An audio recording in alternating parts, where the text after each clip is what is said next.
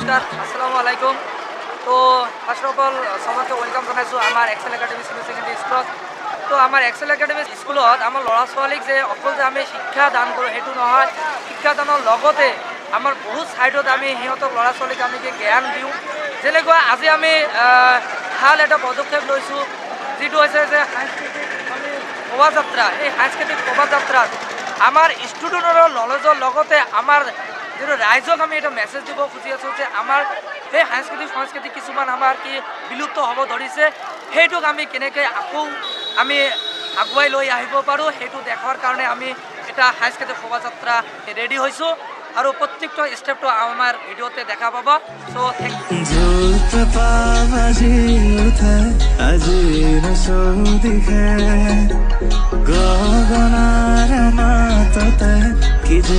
কিৰিলি পাৰে ৰঙালী বিহুতি পালে বিহু মাৰিবলৈ যাবিনে বিহুৰে তুলিতে ঢোলৰে চাপৰত বিহুৱান দিবিনে আইৰে হাতৰে পিঠা লাৰু খাই ওলাইছে টঙালি মাৰি হৈ গোবিন্দাই অসমীয়াৰ গাতে আজি চোনতে নাই হুঁচৰি মাৰিব যায় হৈ গোবিন্দাই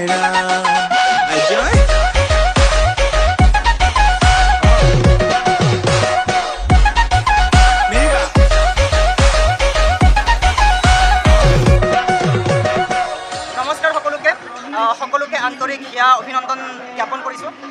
ইতিমধ্যে আমি এক্সেল একাডেমি ছিনিয়ৰ ছেকেণ্ডেৰী ধুবুৰীৰ পৰা এটি সাংস্কৃতিক শোভাযাত্ৰা আমি আৰম্ভ কৰিছিলোঁ, য'ত আমি বিভিন্ন ধৰণৰ সাংস্কৃতিক এটা সম্প্ৰদায় আমি দেখাবলৈ কৰিছোঁ। সেইবিলাক আপোনালোকক আমি এটা এটা কৰি পৰ্যায় আমি আপোনালোকক প্ৰদৰ্শন কৰিম, তাৰ কাৰণে অলপমান অপেক্ষা কৰিব লাগিব। গতিকে আমি কলেজৰ পৰা আৰম্ভ কৰি আমি কলেজ এটা ৰুট লৈছিলোঁ, সেই ৰুট অনুযায়ী আমি এতিয়া আগবাঢ়ি আছোঁ। গতিকে আহক আমি আপোনালোকক বাকী যিবিলাক আমাৰ সম্প্ৰদায় আছে লগতে বাকী যিবিলাক আমি এৰেঞ্জমেণ্ট কৰিছোঁ সেইবিলাক আপোনালোকক এটা এটা কৰি দেখাবলৈ গৈছোঁ। আপোনালোকে চাব পাৰিছে আমাৰ প্ৰথম যিটো আমাৰ অসমীয়া কালচাৰ, আমাৰ যিটো আমি জাতীয় উৎসৱ বুলি কওঁ, আমাৰ বিহু আমি এটা লৈছোঁ অসমীয়াৰ এটা কীৰ্তিচিহ্ন হিচাপে। গতিকে আমি এটা বিহু দল আমি ৰেডি কৰিছোঁ, এয়া চাব পাৰিম। ক'ব গ'লে কেৱল অসমতে নহয়, বাকী আমাৰ গোটেই ভাৰতবৰ্ষত এটা খুব যিটো নিকৃষ্ট এটা সামাজিক মাধ্যম এটা চলি আছে, সেইটো হৈছে আমাৰ ডাউৰি প্ৰথা। যিটো আমি হিন্দীত ক'বলৈ গ'লে আমাৰ কি হয়, দাহেজৰ যিটো হয়, ছোৱালীক বিয়া দিবলৈ গ'লে এজন সাধাৰণ মজলীয়া ব্যক্তি এজনৰ খুব অসুবিধাৰ সন্মুখীন হ'ব লাগে, কাৰণ বিয়াৰ সময়ত তাক বহুতো ধৰণৰ ফাৰ্নিচাৰ লগতে টকা পইচাৰে সহায় কৰিব লাগে। গতিকে এয়া চাওঁ আমাৰ দ্বিতীয় সম্প্ৰদায়ৰ যিটো আমি ডাউৰি প্ৰথা, ডাউৰিটো বন্ধ কৰিব লাগে। তাৰ কাৰণে আমি কইনাৰ লগতে দৰাক আমি উঠাই দিছোঁ, য'ত আমাৰ কিছু ফাৰ্নিচাৰো আমি ৰেডি কৰিছোঁ। গতিকে আমি ইয়াৰ পৰা মেছেজ দিব বিচাৰোঁ যে এই ডাউৰি প্ৰথাটো আপোনালোকে বন্ধ কৰিব লাগে। সমূহ বোৱাৰীয়ে যেন এটা সংসাৰত ভাল জীৱন যাপন কৰিব পাৰে তাৰ কাৰণে আশা ৰাখিব লাগে। ধন্যবাদ। ইয়াৰ পিছত আমাৰ অসমৰ এটা জনগোষ্ঠী, যিটো বড়ো জনগোষ্ঠী, তাৰ কাৰণে এটা আমি সম্প্ৰদায় দেখাবলৈ আপোনালোকক কৈ আছোঁ, যিটো আমাৰ অসমৰ কাৰণে নৰ্থ ইষ্টৰ কাৰণে খুবেই প্ৰয়োজনীয়। গতিকে চাব,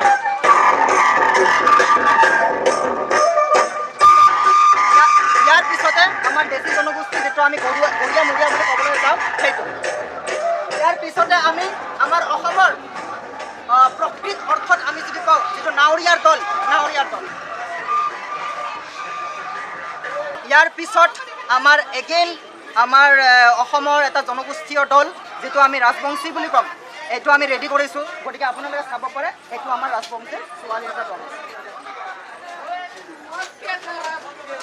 খুবেই ভাল লগা এটা দৃশ্য আমি প্ৰস্তুত কৰিছোঁ, যিটো মাছমৰীয়াৰ দল। ইয়াত চাব পাৰে আমি মাছমৰীয়া যিটো আমাৰ প্ৰথা এটা চলি আছে, গতিকে সেই প্ৰথাটো আমি ধৰি ৰাখিবৰ কাৰণে আমি এটা মাছমৰীয়াৰ দল, কিছুমান মাছমৰীয়া আছে তাৰ আমি কিছু বস্তুও আমি ৰেডি কৰিছোঁ। গতিকে এই প্ৰথাটো আমি ইতিহাস প্ৰসিদ্ধ যেন কৰিব পাৰোঁ, তাৰ কাৰণে আপোনালোকে ইয়াত কিছু ব্যৱস্থা ল'ব লাগে আৰু এই সম্প্ৰদায়টো ধৰি ৰাখিব লাগে। এইবাৰ বিশেষ আমাৰ জানিবলগীয়া কথা, মহত্বপূৰ্ণ কথা যে আমাৰ বৰ্তমান সমাজত যিটো ভয়াৱহ পৰিস্থিতি চলি আছে, সেইটো হৈছে নিচাজাতীয় দ্ৰব্যৰ ব্যৱহাৰ, য'ত আমি এণ্টি ড্ৰাগছৰ এটা দল বনাইছোঁ, য'ত কিছুমানে ড্ৰাগছ সেৱন কৰি আছে, য'ত কিছুমানে মদ খাই আছে, য'ত কিছুমানে আৰু টেবলেট লৈ আছে। গতিকে এই প্ৰথাটোক, এই কুসংস্কাৰ সমাজৰ পৰা আপোনালোকে আঁতৰাব লাগে।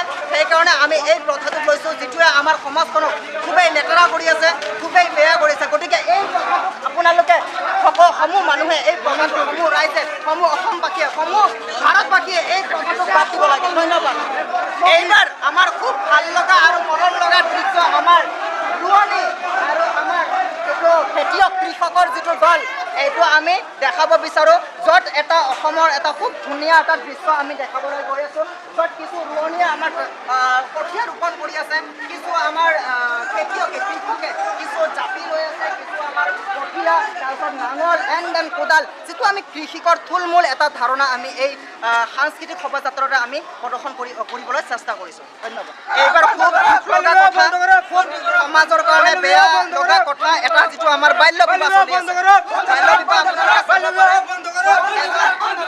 এজন ল'ৰা যাৰ প্ৰাপ্তবয়স্ক এজন ল'ৰাই এটা সৰু এটা ছোৱালীক বিয়া কৰাইছে এই প্ৰথাটো আমি অসমৰ পৰা লগতে গোটেই ভাৰতবৰ্ষৰ পৰা এই বাল্য বিবাহ প্ৰথাটো উঠাই দিব লাগে যাৰ কাৰণে আমি বহুতো সামাজিক অসুবিধাৰ সন্মুখীন হোৱা দেখা গৈছে গতিকে আহক আমি সমূহ ৰাইজে এই প্ৰথাটোক আমি ইয়াৰ পৰা বিৰতি কৰি দিওঁ বাল্য বিবাহৰ যিটো প্ৰথা সেইটো আমি সমাজৰ পৰা বহিষ্কাৰ কৰি দিওঁ আহক সকলোৱে হাত একলগ কৰি যেন আমি এইটো এই সমাজৰ পৰা বহিষ্কাৰ কৰিব পাৰোঁ ধন্যবাদ এতিয়া এগেইন সকলোকে মই হিয়া ভৰা উল্লেখ ৰাখিছোঁ আৰু নেক্সট আমাৰ কাৰ্যসূচী আমি দেখাবলৈ গৈ আছোঁ যিটো অসমৰ এটা খুবেই ভাল লগা এটা দৃশ্য যিটো জিকিৰ আৰু জাৰি বুলি আমি ক'বলৈ যাম এই জিকিৰ আৰু জাৰিত আমি কিছু দল আমি ৰেডি কৰিছোঁ আমি জিকিৰত কিছুমান প্ৰদৰ্শন কৰিবলৈ চেষ্টা কৰিছোঁ গতিকে এই প্ৰথাটোক আমি ধৰি ৰাখিব লাগিব অসমবাসীয়ে ধন্যবাদ এইবাৰ কেৱল আমাৰ এইটো সামাজিক অসুবিধা নহয় গোটেই ভাৰতবৰ্ষ গোটেই পৃথিৱীৰ কাৰণে খুবেই প্ৰয়োজনীয় আমি এটা দৃশ্য দেখাবলৈ গৈ আছোঁ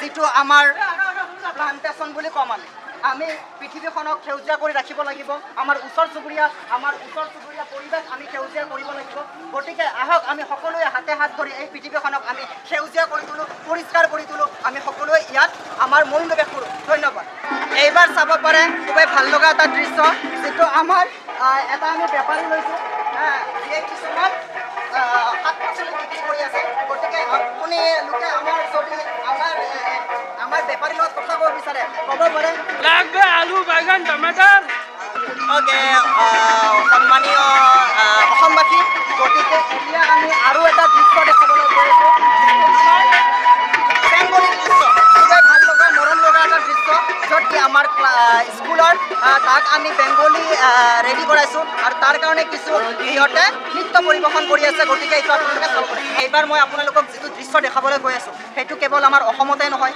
গোটেই ভাৰতবৰ্ষ গোটেই পৃথিৱীত এটা খুব ভয়াৱহ পৰিস্থিতি চলি আছে যিটো আমাৰ মহিলাৰ ধৰ্ষণ সেই প্ৰথাটো আমি এটা সৃষ্টি কৰিছোঁ য'ত আপোনালোকে আমি জনা হিচাপে যিটো আমাৰ মহিলাৰ সুৰক্ষাৰ প্ৰতি যিটো বাধা আহি পৰিছে সেইটো আমি দেখাবলৈ গৈ আছোঁ যে আপোনালোকে সকলোৱে হাতে হাত ধৰি এই ধৰ্ষণ যিটো কুকৰ্ম চলি আছে এইটোক আপোনালোকে বাধা দিব লাগে আপোনালোকে তাক বিৰতি ৰাখিব লাগে যে নহ'লে আমি দেখিবলৈ পাওঁ আমাৰ বৰ্তমান ভাৰতৰ ছোৱালী অসমবাসী গোটেই বিশ্ব ব্ৰহ্মাণ্ডৰ ছোৱালী এটা বিপদৰ সন্মুখীন হৈ আছে য'ত আমি ক'বলৈ গ'লে ছোৱালী মানুহ ৰাস্তাত ভালকৈ ওলাব নোৱাৰে সিহঁতে ভয় কৰিব লাগে গতিকে এটা ছোৱালী যেন নিজৰ মুকুতা সুন্দৰ কৰি বাহিৰ কৰি যেন ৰাস্তাত বাহিৰ হ'ব লাগে তাৰ কাৰণে আপোনালোকে সকলোৱে মনোনিৱেশ কৰিব লাগে হাতে হাত ধৰি এই ধৰ্ষণ যিটো কুকৰ্ম ইয়াক নষ্ট কৰিব লাগে বিনষ্ট কৰিব লাগে সমাজৰ পৰা আঁতৰ কৰিব লাগে ধন্যবাদ ধৰ্ষণ বন্ধ কৰক এইবাৰ আমাৰ গোটেই ভাৰতবৰ্ষত গোটেই অসমত যিটো এটা অসুবিধাৰ সন্মুখীন হৈ আছে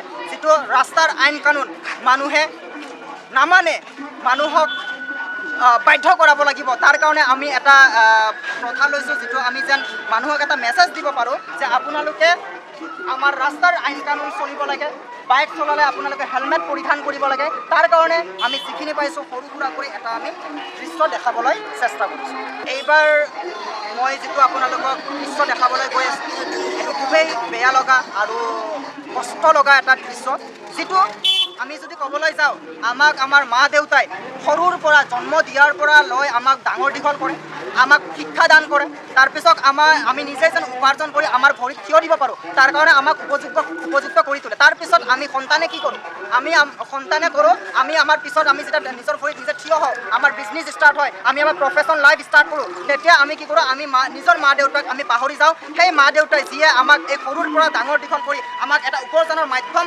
বাহিৰ কৰি দিছে সেই মা দেউতাকে আমি কি কৰোঁ আমি বৃদ্ধাশ্ৰমত লৈ গৈ থৈ দিওঁ সিহঁতক আমি আমাৰ জীৱনৰ বাৰ্ডেন মানে বোজা বুলি আমি নাভাবোঁ। গতিকে এই যিটো আমি ইয়াৰ পৰা যিটো দৃশ্য দেখাবলৈ বিচাৰিছোঁ, এইটো যেন আমি আমাৰ মা দেউতাৰ যিটো চৰিত্ৰ, সেই যিটো সিহঁতৰ আমাৰ প্ৰতি যিটো দয়া আশীৰ্বাদ, সেইটো যেন আমি ভালকৈ ধৰি ৰাখিব পাৰোঁ আৰু ইহঁতৰ যেন এই বৃদ্ধাশ্ৰমবিলাক যেন আমি বন্ধ কৰিব পাৰোঁ। আমি যেন কোনো মানুহে, কোনো সংগঠনে যেন এই বৃদ্ধাশ্ৰম সংগঠনটো সৃষ্টি কৰিব নোৱাৰে। যিহেতু আমাৰ যদি কোনো বৃদ্ধ মহিলা বা পুৰুষ যদি তাতে নাথাকে, তেন্তে আমাৰ এই বৃদ্ধাশ্ৰমবিলাকৰ কোনো প্ৰয়োজন নাথাকিব। গতিকে ইয়াৰ পৰা আমি এইটোৱে মেছেজ দিব বিচাৰোঁ যে গোটেই অসমবাসীক, যে আপোনালোকে সকলোৱে নিজৰ মা দেউতাৰ সন্মান, নিজৰ মা দেউতাৰ পৰিশ্ৰমক আপোনালোকে সন্মান কৰক আৰু সিহঁতক নিজৰ নিচিনা কৰি ঘৰত ৰাখক, আৰু তেতিয়া আমাৰ এই বৃদ্ধাশ্ৰমৰ কোনো প্ৰয়োজন নাই। এতিয়া সমূহ ৰাইজক আমাৰ শেষৰ যিটো পৰ্যায় তাত আমি আহি গৈছোঁ। যিটো আমি এটা সৰু সুৰা এটা গাঁওবাসীক আমি প্ৰেজেণ্ট কৰিছোঁ।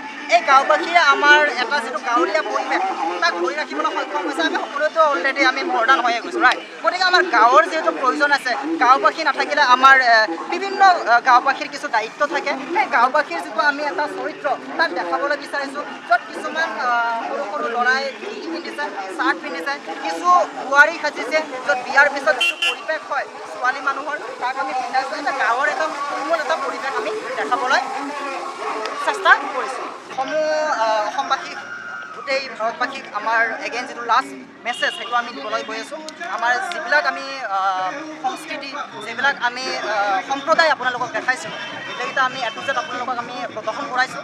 এতিয়া ইয়াৰ পৰা আমি এক্সেল একাডেমী ধুবুৰীয়ে এটাই আপোনালোকক সমূহ অসমবাসীক এটাই মেছেজ দিব বিচাৰোঁ যে আপোনালোকে এই যিটো আমাৰ কলা সংস্কৃতি, সেইটো আপোনালোকে ধৰি ৰাখিব লাগে।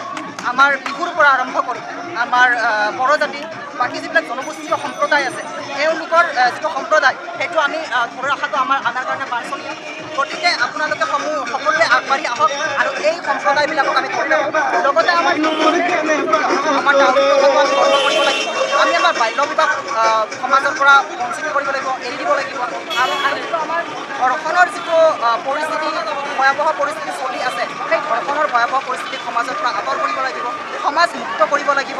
আমি আমাৰ প্লান্টেশ্যন ভাল কৰিব লাগিব, যিটো গ্ৰীণ আৰ্ট বুলি ক'ম, আমি গ্ৰীণ আৰ্ট বুলি ক'ম, তাক আমি ধৰি ৰাখিব লাগিব।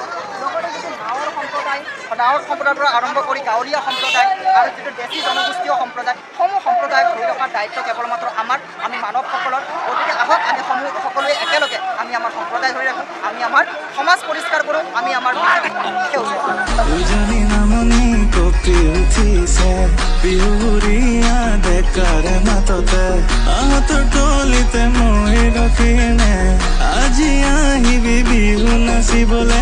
আইৰে হাতৰে পিঠা লাৰু খাই ওলাইছে টঙালি মাৰি হৈ গোবিন্দাই। ৰামিয়াৰ গাতে আজি চোন ততে নাই, হুঁচৰি মাৰি বজাই হৈ গোবিন্দাই।